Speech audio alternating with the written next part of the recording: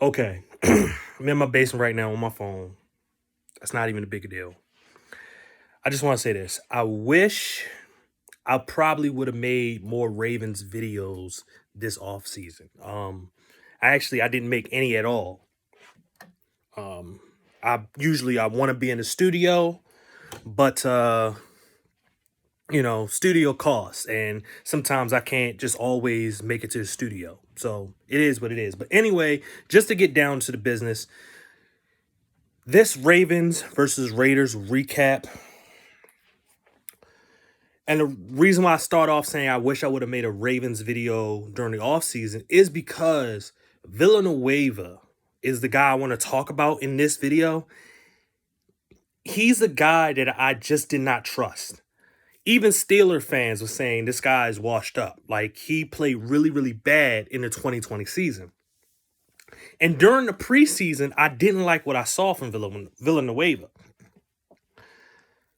Going into this game, I knew that there was a chance that obviously our offensive line, which is our possibly our worst unit, even still is even worse than our running back unit when we had all the injuries there. But this offensive line situation is going to come back to haunt us a whole lot more during the season than what we think. This is something that I think every pundit, Ravens pundit, has talked about. From Ronnie Stanley coming back to injuries, coming back from injury. We lost Tyree Phillips probably to possibly ACL tear. The way he went down, the way it didn't look good. So it's another ACL tear. Ben Powers coming in. I don't trust Ben Powers. I trust him in the run game, but I can't trust him in the pass game.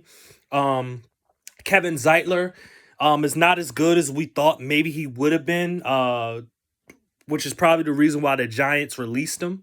And then Bradley Bozeman as a center. You know, Bradley was actually a pretty good player for basically that MVP season for Lamar. But since then, going into last year, now going in this year, Bradley, he's been okay. And he's a solid starter. And I think that he's definitely should stick at the center position. But when it comes down to it overall, this offensive line is pretty much in shambles. And they definitely need to do some reshuffling.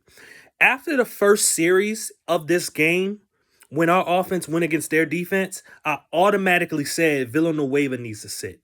I was on top of it saying we got to take Villanueva out of the game. And just like what happened on cue, Villanueva, time and time again throughout the whole game, could not block Crosby and he could not block Nassib. Both guys gave him the business all game. Now, granted, Crosby is actually a really good player.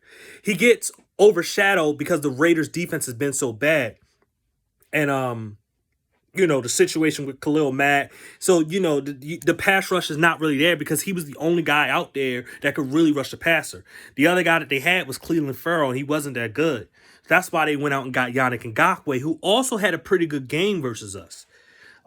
He wasn't too bad. And I just want to say Stanley wasn't as bad as it may have seemed, even though he was going against Ngakoue a lot. He wasn't that bad. There was some pressures here or there, but you're looking at a guy that's coming back from an ankle injury. So that's going to happen. But I'm looking at this situation with Villanueva and Nassib, who I want to get into, who was also giving Villanueva the business. Nassib, who's really not that great of a pass rusher. I mean, he's an okay, solid guy, but he's a guy that switched a lot from team to team because, he doesn't bring that extra spark or anything. Now, Nassib is the guy that caused the second fumble on Lamar Jackson that set up for the game-winning touchdown to Zay Jones, which we're going to get into that too. But I just want to say, like, it just shows that Villanueva cannot be the starting right tackle, and he cannot actually even be a starter in the NFL anymore. Next week, Villanueva has to sit. We cannot play him anymore. That's it. I just want to say, if there's a situation like, okay, we have only 51 players on the roster. That's it. We only have 51 players. If we have to sign a player, if we do have to sign someone, I will sign. I think we should definitely sign a tackle that's off the streets. One, Mitchell Schwartz is still out there. Um, I think one of the one of the older Titans right tackles are still out there. I'm not really sure. I have to do that. I know Mitchell Schwartz is out there, who used to play for the Chiefs, played with him for 5 years. So maybe you bring him in, just a look. You bring him in, give him a look. One, to obviously you're playing the Chiefs next, so maybe you get a little bit of advantage. But two, Mitchell Schwartz has graded out as the best right tackle in the NFL for the last 3 years. I mean, but besides who they got Orlando Brown, who was a really good right tackle for us. Mitchell Schwartz is graded out as a great right tackle. He had a back injury last year, which is pretty much the reason why possibly a team hasn't signed him yet. Maybe he's still healing from the back injury, but we're getting to a point where, I mean, I know it's just one game, but we've seen it in preseason, and we saw it last year. We saw it in preseason, and we're seeing it now. Villanueva can't play in the NFL anymore. He's done. He's just simply done.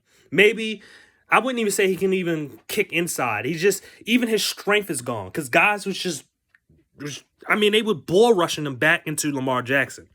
Now, Lamar played a solid game. There was some ups, but there was definitely the downs. The two fumbles, both fumbles, he was carrying the ball loosely. On the second one, the offensive line was absolutely horrid. On the second one, he still carried the ball loosely, but you don't get in that situation.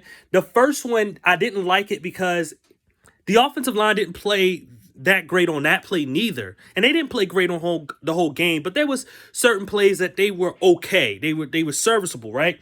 On that play, it looked like Lamar wasn't even trying to throw the ball down the field. It seemed like he was thinking run all the way. And that's the problem. And that's the problem with that. Now, I want to say this before I go into more about this recap. Adversity is one of the greatest things that you can have as a team. It's one of the greatest things you can have as a team. And we're going through a lot of adversity.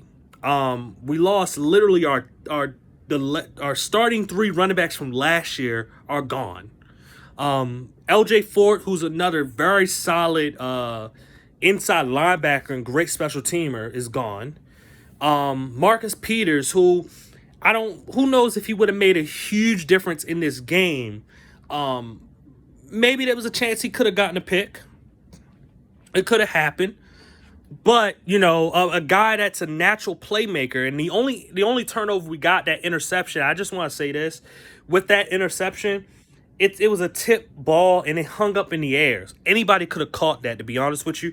It's a turnover in our stat, but I can't count it as a turnover because it wasn't like someone really diving for the ball or jumping a route or like a tip at the line and then they caught it. This was something where it literally tipped in the air and it just floated and floated and floated. And it was just like anybody could have caught that. Shoot, a Raider could have caught that.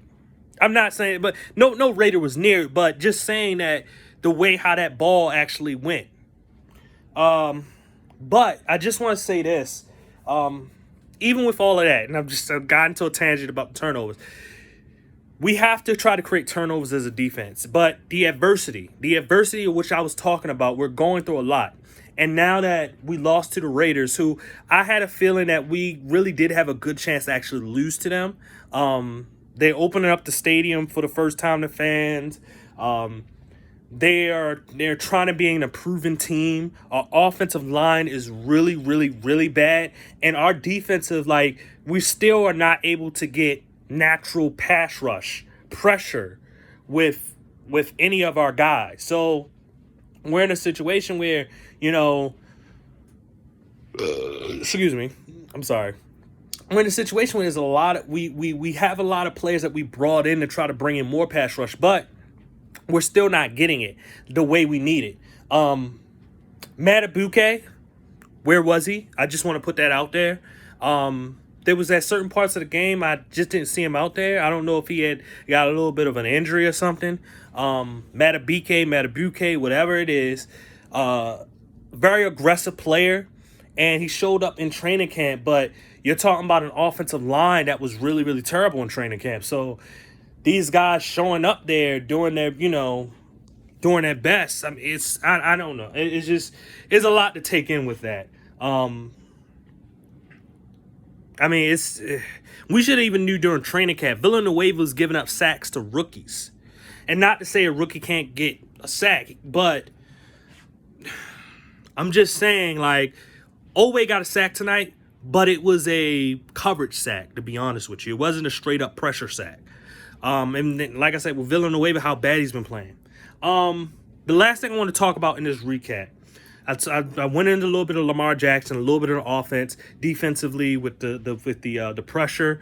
I thought our DBs weren't too bad. Brandon Stevens and Chris Restry. Chris Restry still didn't play too bad, actually, but Brandon Stevens is going to learn. He was put in there to play the role of what Jimmy Smith actually probably would have been playing, and he didn't do. He had a bad game. Brandon Stevens had a very bad game. But this is a situation where it's a live and learn type of thing. This is his first his real NFL game, where he's playing against starters. So when you see him giving up the big passes to Darren Waller and Henry Ruggs, and he didn't make a mistake on the big play to Bryan Edwards before they threw the interception, which was a Raider thing to do. But it's a learning lesson for him. And then Chris Restry, like I say, he didn't play that bad besides that play, which, I mean, when they explain it, commentators explain it, it wasn't as bad as what people would have, like, really seen it as.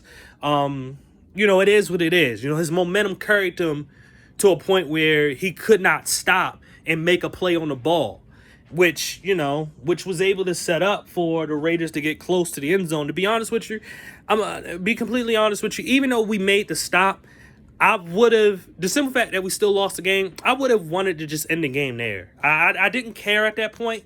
I was already done because I just felt like when they won the toss, it was given to them. Like, they had it. But this is the last thing I want to say. The last play in the game, I was sitting down with my father, and I saw the formation. Trips wide. Or trips tight. They weren't really wide. They were tight to the line. This is the thing that I saw. And I don't think people recognize this. The announcers called it out. They said Darren Waller and Hunter Renfrow are the guys that are being keyed on for a lot of the big downs at a certain point. They were the ones that, the Ravens were starting to really key on. The only other person we would have tried to key on, but we still would have just stuck one-on-one, was Bryan Edwards. The only thing that would have been different is you would have to put Westry out there on Edwards. So I just want to say that. Oh, before we get into Tavon Young, I don't think he has it anymore too. And I'm not trying to be overreaction, but this guy literally just had 2 ACL tears in a row. He had one in 2019. He had one in 2020. I don't think it's there anymore for him. I don't think he can make the same cuts that he be able to used to make, because it was on certain plays. Hunter Renfrow is good, but on certain plays, I know Tavon Young was quicker than what he showed. And I know it still seems fast, but Tavon Young, there's a reason why he got paid a lot of money. He was definitely one of the best slot corners in the NFL, next to, guys like, what's that dude, Chris Harris Jr. and all them dudes. But on that last play, getting into that again, trips tight. I looked at my father. I said, oh, shoot, watch out for Zay Jones running deep. Reason why I said that, Zay Jones, I don't know how many snaps he had tonight, but it seemed like he only played like 10 snaps tonight. That's another receiver that they have. Like, they have Bryan Edwards, Hunter Renfrow. Yeah, the Raiders got guys that can fit, that fits a certain bill. Like, they use their guys to fit what they want their guys to be.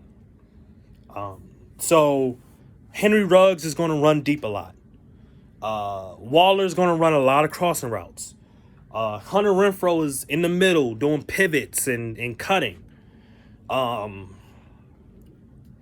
just so Ron Edwards is is still like kind of downfield, but definitely the big body guy that you want on the outside. Like they use their players exactly the way they want to. Here's the problem. When I seen that formation, I just said, he only literally probably played 10 plays in the game. I automatically thought they was going to run him deep. Automatically. Now, what ended up happening, it was a rub play, and our guy wasn't able to get over top to Marlon Humphrey got rubbed a little bit, and it was a legal rub because he ran into his own player. That was something that they needed. That needs to be worked on because Chris Westry shouldn't actually be that close to Humphrey anyway. But they wanted to play him tight because they wanted to get their hands on him, so I understand it. But the biggest problem is that he had fresh legs. That's all they needed to do was run deep. And look at what Carr did. Carr, even if there was no pressure, Carr just threw it up. There wasn't no, there just wasn't no setup, it was a design play to do exactly. It was designed to do exactly what it did. But Carr, even if he had, I don't know if he made an adjustment at the line, but I seen it. It was in there. I said Zay Jones deep. I told my father that, Zay Jones deep. And they did exactly what I thought they was going to do. A lot of the plays that they ran, there was some simple stuff. One, Darren Waller, they was running the same play when it came to him, when it came to the deep cross. It was the same play the whole game, and they kept on going back to it. And then the rest of the play, they had some plays designed to be able to get their guys open and get down the field and stuff like that. And they started heating up. They made their adjustments, start heating it up. But automatically, like I'm just saying, Zay Jones, I just saw it and I knew it. And I said that was the last thing. But I want to do last two things I want to talk about. First thing, and it's on our offense. I'm going to talk about three things, okay? Running backs, you did the best you could. They need to learn the playbook a lot more, like Latavius Murray needs to. But Tyson Williams, young guy, he doesn't have that extra juice that Gus has, or of course JK has. Even Justice Hill have a little bit extra juice. But you could just tell he was literally just running the plays the way that it was being designed. Tyson Williams was running the plays the way they were designed. That's what I mean when I say extra juice. Trying to make a play out of nothing. Gus Edwards would have kicked that ball out a couple of times if he was actually healthy. So I just want to say that. But they didn't do bad. They did as good as they could. There was even a holding call when Cannon had a big run, and that just stopped our momentum. It's just, drive killers, right? I can't remember who that holding call was on exactly, but, we had it, right? So then, it was on Eric Thompson, but whatever.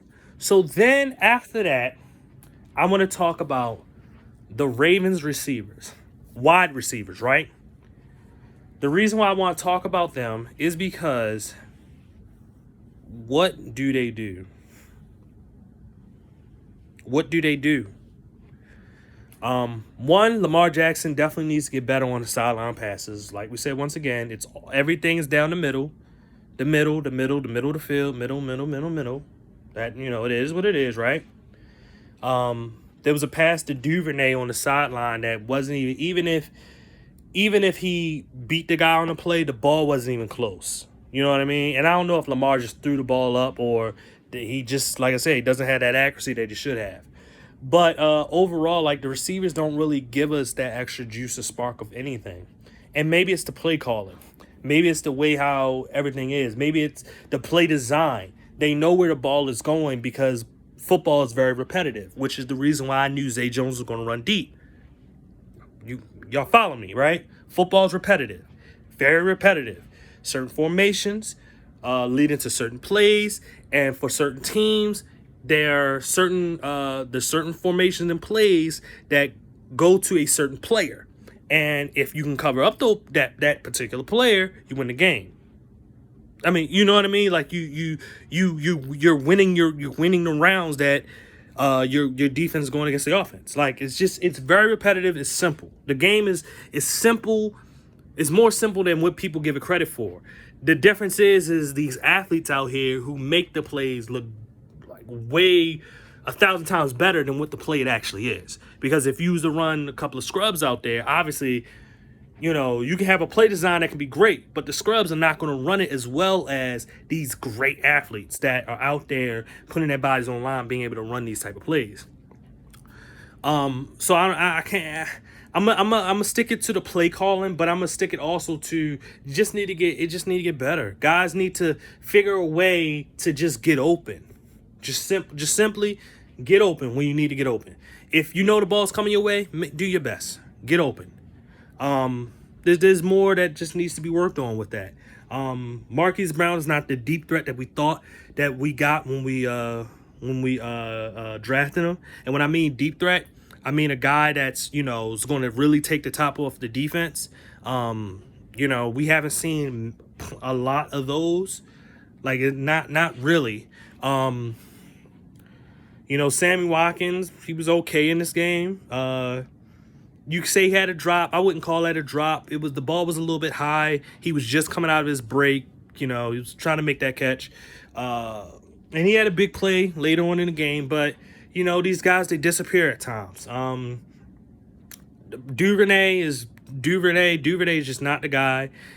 James Prochet, I don't know if it's a trust factor or anything, but that's a guy that they need to start trying to, I guess, get in there. I'm not the biggest James Prochet fan, but I would put anybody out there, to be honest with you. Tylan Wallace is another guy. I love Tylan Wallace, but he's a rookie, so, put him out there. But it's just not working right now, okay? But the last thing I want to talk about, just the very last thing. Mark Andrews never shows up in the big moments. Time and time again. Never shows up. We play the Chiefs. Mark Andrews has 1 or 2 catches for 15 yards. No touchdowns. We play against the Steelers, and it'd be the same thing. Only team that he's done pretty good against for whatever reason has been the Browns. And he's done good against the Bengals, but when it comes to those big teams like the Bills, he does nothing versus the Bills. Even during you even look at it during that 2019 season, he did nothing in that Bills game.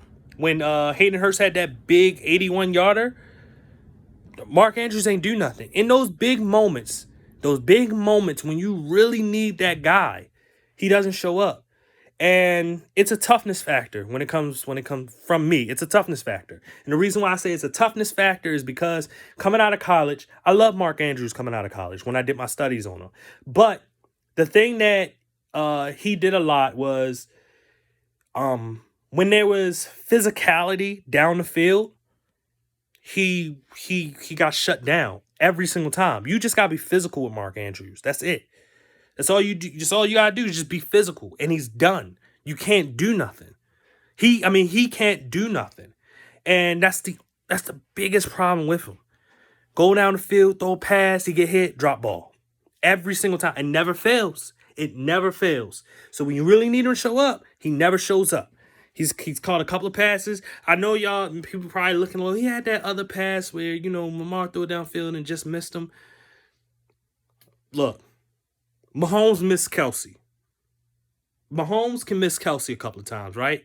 But when it come down to it, Kelsey still be making plays. Derek Carr mixed Waller a couple of times, throwing behind him, stuff like that. When it come down to it, Waller was making plays out there, right? George Kittle, I'm just putting these tight ends out here. Mark Andrews want to say that he's one of the top 10, or not top, well, one of the top 5. He actually want to put himself in the top 3. It's just not there. He doesn't got it. I'm not going to say he's an average tight end, but he's a tight end that is he's false gold. He's fool's gold. He's a guy that proclaims himself of being a top, not just top, but an elite tight end, and he's not. There's only probably 3 or 4 guys that are elite, and then there's the rest of the guys. He may be the top of, if there's top tier guys, he's mid tier. He may be the top mid tier guy, but he's top mid tier guy because in the Ravens offense and what Lamar Jackson likes to do. He's not top mid tier because of who he is actually. He makes some great plays here or there, but when it comes to the big time teams, He's gone. He's just not there. Patriots, whatever. Tom Brady led team, whatever. He's just not there. So anyway, that's the last thing I wanted to say. I thank all you guys watching. Draft Raw out.